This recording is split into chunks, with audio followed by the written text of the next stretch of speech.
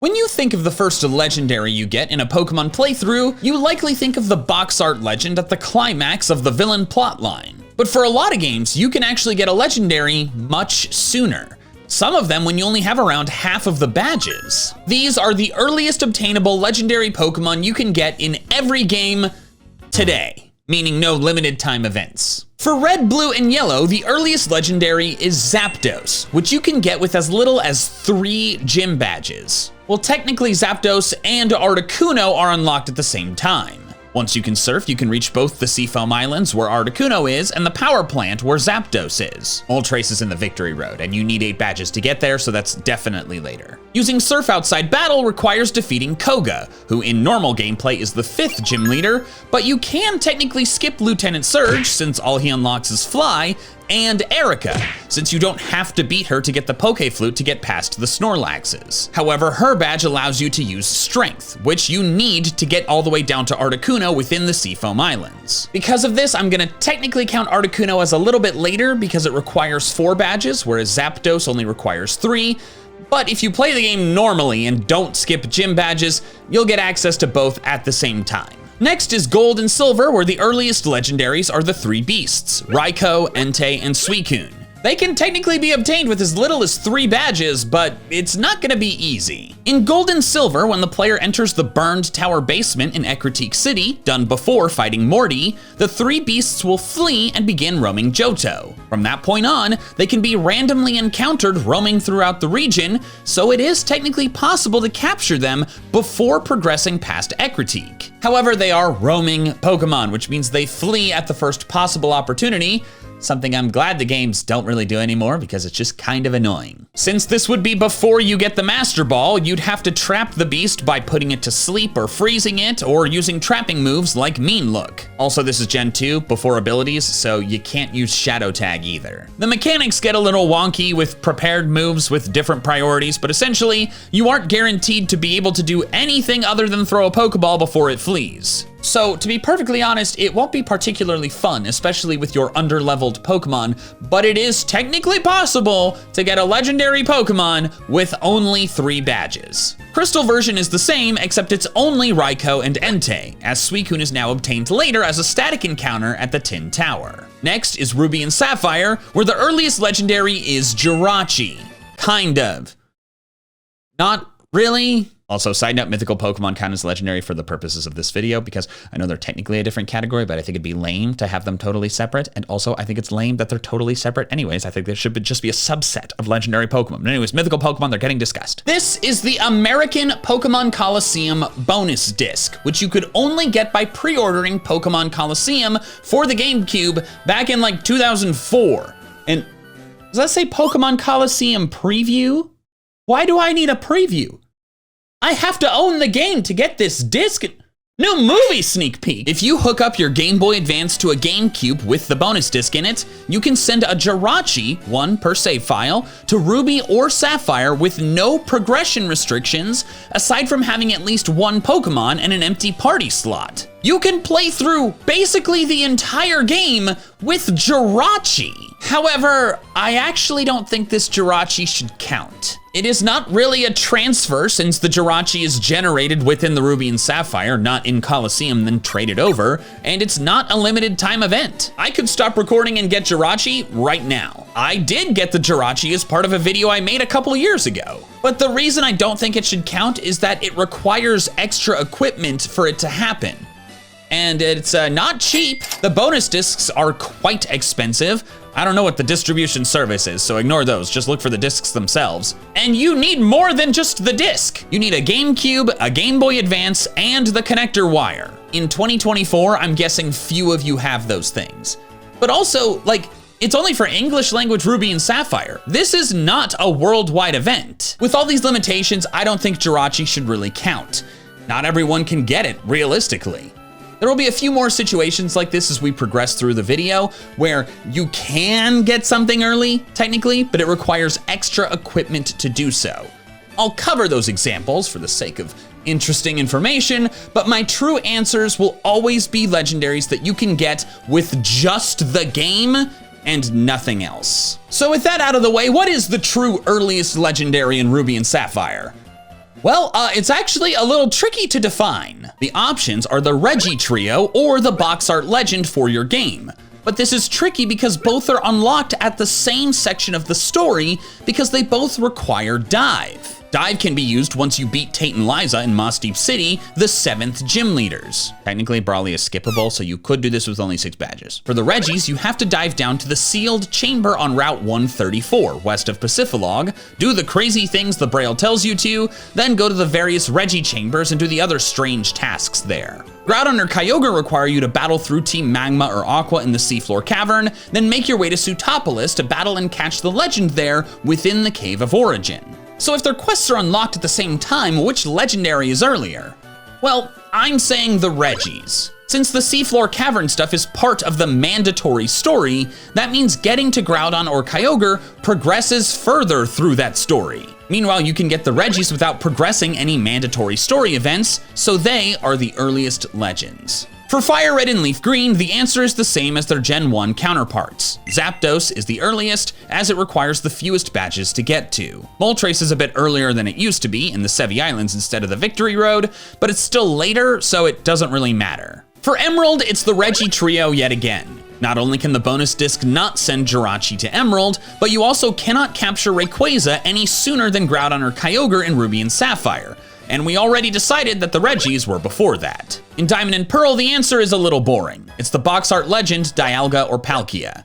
You capture them during the climactic battles atop Mount Coronet. The Lake Trio, Azelf, Uxie, and Mesprit can be caught before the 8th badge, but they're still after Dialga or Palkia. Platinum version is the same, but with Giratina in the Distortion world. Heart Gold and Soul Silver are the same as Crystal. Raikou and Entei start roaming before you have 4 badges, while Suicune is found later. In Black and White, the earliest legend is Cobalion. As soon as you gain the ability to surf from Alder at the entrance of Twist Mountain after your 6th badge, you can backtrack to Route 6, surf over to Mistralton Cave, strength your way through, and battle and catch the level 42 Cobalion. Fun fact, it's Cobalion specifically because you cannot access Virizion or Terrakion without first battling Cobalion. In Black 2 and White 2, the earliest legends were at one time the Therian forms of Thundurus, Tornadus, and Landorus, but they were external equipment ones, and it's only sort of possible today. You would obtain them in the 3DS game Pokémon Dream Radar, then send them to the mainline games immediately without any progression requirements. They even show up at level 5. But the 3DS Online is dead! If you downloaded Pokémon Dream Radar years ago, you could still get new Therian form Thundurus, Landorus, or Tornadus today. I'm pretty sure. I've never had Dream Radar myself. But I'm guessing that most of you watching this did not do that. I'm a huge Pokemon fan. I never got Dream Radar. So if you didn't already download the game, you cannot get it because the 3DS eShop and online are dead. Well, actually, I think you can still get them, but you gotta do some serious modding stuff, and that disqualifies it just across the board. So, wanted to cover the Therian form legends, but it's a whole mess. The true earliest legendary in Black 2 and White 2 is once again Cobalion, but not in the same place. Instead of Mistralton Cave, you find Cobalion a tad later, but still after your 6th badge. Progressing north from Undella Town toward Lacunosa Town, you'll basically play chase with Cobalion. It'll eventually stop in a clearing at the north end of the route, and there you can fight and battle it, this time at level 45. X and Y have another boring answer. The earliest legends are the big ones, Xerneas and Yveltal. They're obtained at the climax of the Team Flare story, and all the other legends come after. Next is Omega Ruby and Alpha Sapphire, and unlike the other remakes so far, the answer is very different from their original versions. After you get your 5th badge and the ability to surf, heading east on Route 118 from Mauville City will trigger a cutscene with Steven. And then in the middle of it,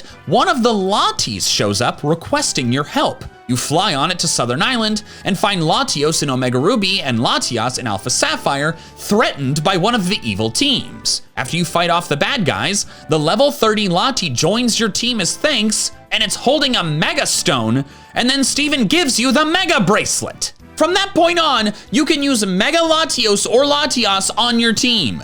These Pokemon, in their Mega forms, have base stat totals of 700. That is greater than base form Groudon and Kyogre. And you don't even have 6 badges. These games are crazy. In Sun and Moon, the earliest legendaries are once again those on the box art. At the altar on Pony Island, Nebby transforms into Solgaleo or Lunala, and after defeating creepy jellyfish Lusamine, you can battle and capture it. But in Ultra Sun and Ultra Moon, things are different. While Necrozma can be found and battled during the climb up Mount Lanakila right before the League, you can get a legendary sooner than that. You can get 2 or 3. You can actually get a ton. You have to use the Ultra Warp Ride to get to Ultra Megalopolis to defeat Ultra Necrozma and progress the story, but you don't have to right away. You can fly through space as many times as you want and into all the colored wormholes, which means you can find legendaries that appear in them. How many legendaries? Well, if you exclude the ones that require you to trade a version exclusive over and have both in their party, like how you need Groudon and Kyogre in your party to find Rayquaza, but Groudon and Kyogre are found in different versions, you can get in one version of the game, before fighting Ultra Necrozma, 23 different legendaries. These are all the legends that do not have any specific party requirements to spawn, so all of them tie for the earliest legend in Ultra Sun and Ultra Moon. By far, the highest number of legends obtainable before the Pokemon League in any game. Side note before we move on to the next game, Ultra Beasts are also obtainable at this point, but they don't actually count as legendary Pokemon. They were coded as sub-legendary for a while, like until Gen 9 actually, they're not anymore. But in the official messaging, they were never claimed as legendary Pokemon. So it's more of like a weird quirk of the coding than like actual lore that they were ever considered legendary, which I agree with. There's like, you can get an infinite number of them. I'm like, not really legendary. I made a whole video about this years ago. Let's Go Pikachu and Eevee are much like Ruby and Sapphire. You can get a super early mythical Pokemon if you have the right external equipment. If you have the Pokeball Plus controller accessory thing, you can get Mew before your first badge. And in fact, I used Mew on my first playthrough team in Let's Go Pikachu. But this was actually evil. Like, the most anti-consumer BS Pokemon has ever done. I'm not exaggerating. A Pokeball Plus was $50 and it dispensed 1 Mew. Not 1 per save file of the mainline game, like the Jirachi bonus disc, 1 Mew in total. It was $50 for 1 Pokemon. You want a second Mew? So like you and your partner or your sibling can play through your own files with Mew? Screw you, buy another $50 Pokeball Plus, which they're on eBay. You can find them on eBay for less than the $50 they originally went for, because guess what? The Mews aren't on those freaking Pokeball Pluses anymore. It's not even a good accessory. It was a crap accessory. You're supposed to be able to like control the game with it and it would make noises and stuff. It sucked as a controller. You never knew which way to hold it. And like the Pokeballs went everywhere. I tried using it at first. I switched to the Joy-Cons immediately. Absolute crap, start to finish, anti-consumer garbage. Sorry. Actually, no, I'm not sorry. That's like one of the more justified rants I feel like I've ever had in one of my videos. So not sorry, but the bottom line is Mew definitely doesn't count. And I actually think it would be almost impossible to get that Mew today. So the true earliest legendary, it's Zapdos again. But it's actually more of a tie with Articuno this time. Since you don't need any specific gym badges to use the secret technique HM replacements, that means they're both accessible at the same point with the same number of gym badges, while Moltres and Mewtwo are still later. Next is Sword and Shield, which could also receive the Mew from the Pokeball Plus, but obviously, screw that. The earliest legendary is once again at the climax of the villain's story, if you can even call Chairman Rose a villain, but it's not the box art legends. Instead, it's Eternatus, which you are actually forced to catch as part of stopping the Darkest Day. That is, if you don't have the DLC. DLC's kind of fuzzy, because I'm saying, like, external equipment doesn't really count. Does the DLC count as external equipment? Because it is an additional purchase beyond the base game, but it is a direct modification to the game, not a separate device. So I'm not really sure whether it should count. So for the games with DLC, I'm gonna give you the answer if you don't have the DLC and the answer if you do. If you do have the DLC, then the earliest legendary is actually Cubfu from the Isle of Armor.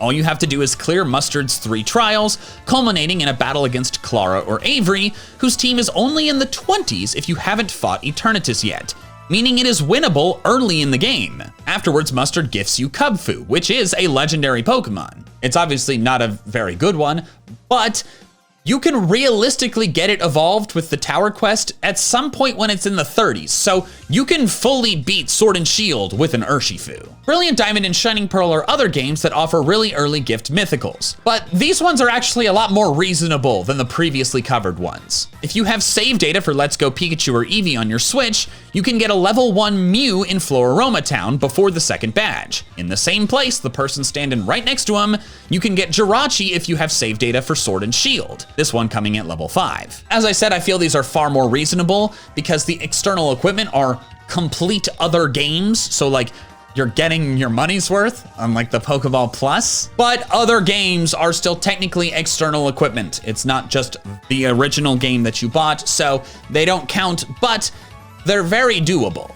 The true earliest legendaries are the same as they were in the original Diamond and Pearl. Dialga in Diamond and Palkia in Pearl at the summit of Mount Coronet. For Pokemon Legends Arceus, the earliest legendary is in fact not the Dialga or Palkia you catch as part of the main story, because you can get Fione or Manaphy first. As a reminder, mythicals count as legendaries for the purposes of this video, because again, I don't think they should be a separate category. The Sea's Legend request is unlocked as soon as you reach the Coronet Highlands for the first time, the 4th of the 5 areas. If you follow the steps of the quest, including putting a Mantike, Buizel, and Overquill in your party, you can encounter 3 level 35 Fione and 1 level 50 Manaphy inside the Seaside Hollow in the Cobalt Coastlands. Finally, Scarlet and Violet. While Koraidon or Miraidon join you basically immediately, they don't count since they can't battle yet. The true earliest legendary is kind of complicated. If you don't have the DLC, the earliest legends are the Treasures of Ruin. The only prerequisite to them is obtaining their stakes, but many of them are in high up or remote places, requiring your Koraidon or Miraidon to be able to swim, high jump, glide, climb, or all 4. However, this means if you hyper-focus on just the Titan Pokemon,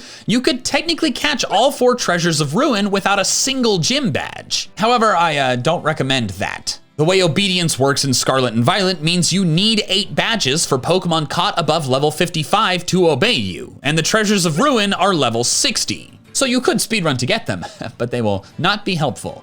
But even if you waited until you had all 8 badges, that is still before Koraidon or Miraidon, so the Treasures of Ruin, still the earliest legendaries if you don't have the DLC. If you do have the DLC, the earliest legendary is Ogerpon. Like in the Isle of Armor, the Teal Mask plotline is not locked to the post-game, and the final Kirin battle within it has his team in the 30s. If you defeat him in the 4-stage Ogerpon battle, you obtain Ogerpon at level 20.